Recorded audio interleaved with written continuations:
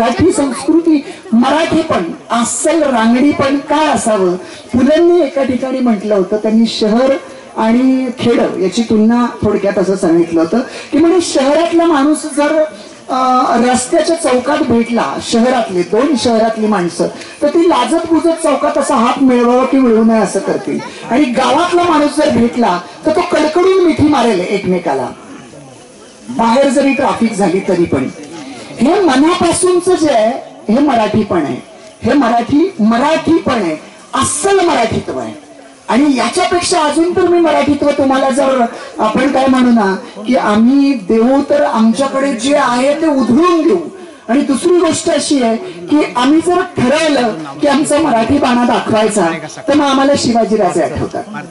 मी आता काय झालंय, बऱ्याच ठिकाणी बोलताना मी कुठलं उदाहरण सांगितलं आणि कुठलं सांगितलं नाही माहित नाही, पण एक इराणच्या वकिलाचं उदाहरण सांगतो आणि मी थांबणार आहे की मराठी पण जेव्हा आम्हाला असं कडकडून मराठी, म्हणजे आम्हाला ज्यावेळेस माघार घ्यायची असेल, ज्यावेळेस आम्हाला सहनशीलता दाखवायची असेल, तेव्हा आम्हाला ज्ञानेश्वर माऊली आठवतील, आम्हाला तुकोबाराय आठवतील, आम्हाला हे सगळे आठवतील. पण जेव्हा आम्हाला मागे हटायचं नाही तेव्हा आम्ही 500 कोस दूर पण असू, आम्ही औरंगजेबाच्या दरबारात पण असू, पण तेव्हा आम्हाला शिवाजीराजे आठवतील. त्यांचं एक उदाहरण सांगतो आणि थांबतो.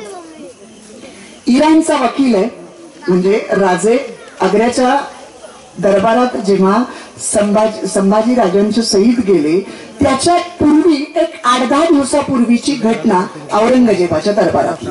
एक इराणचा वकील आला होता आणि तो आल्यानंतर मोगली दरबाराची एक पद्धत आहे कुर्निश करायची. ती कुर्निश पद्धत कशी, जमिनीवर लोटांगण घ्यायचं आणि कपाळाचं येतं जमिनीला टेकवायचं, जमिनीचं चुंबन घ्यायचं. ही झाली मोगली पद्धत. त्या इराणी वकिलानं काय केलं माहितीये का, दोन्ही हात असे छातीवर लावले आणि त्याच्या पार्शियन पद्धतीनं त्यानं नमस्कार केला, आदर व्यक्त केली औरंगजेबाला. तेव्हा त्याच्या दरबारातले 4 धिप्पाड सैनिक उठले, दोघांनी त्याची मान दाबली, दोघांनी त्याला आडवं केलं आणि वरती त्याला सांगितलं आमच्या दरबारात कुर्निश करायची हीच पद्धत आहे. हे काही दिवसांपूर्वी घडलं होतं. आणि त्यानंतर राजे गेले औरंगजेबाच्या दरबारात, त्यांनी मोगली पद्धतीनं कुर्निश नाही केलं.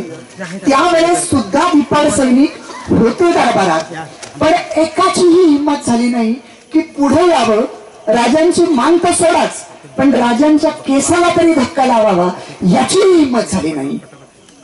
त्यांची तर सोडाच, पण औरंगजेब स्वतः राजांना घाबरत होता. त्याचं उदाहरण काय, आपल्याला सांगितलं जातं अपमान करायचं म्हणून 7व्या ओळीत आणि पाठीमागे उभं केलं होतं, पण औरंगजेबाच्या गुप्तचर खात्यानं औरंगजेबाला सांगितलं होतं की हा माणूस इतका गांभीर्यानं घेण्यासारखा आहे की याला जवळपास कुठे उभे केलं तर तुमच्या अंगावर वाघाप्रमाणे चित्त्याप्रमाणे झेप घेईल आणि तुमचा वध करायलाच तो इथे आलाय.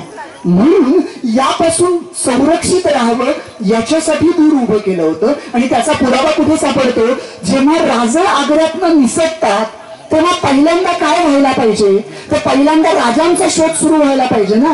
पण पहिल्यांदा काय होतं, तर पहिल्यांदा औरंगजेब त्याच्या महालाभोवतीचे जे पहारे आहेत ते कडक करतो. का, कारण त्याला त्याच्या राज्यात धोका वाटतोय. विचार करा, सत्ता औरंगजेबाची आहे, सैन्य औरंगजेबाचं आहे, राज्य औरंगजेबाचं आहे. खरं तर दूर कोण आहे, राजा आहे. घाबरायला कोणी पाहिजे, राजांनी पाहिजे. पण घाबरतोय कोण, औरंगजेब घाबरतोय.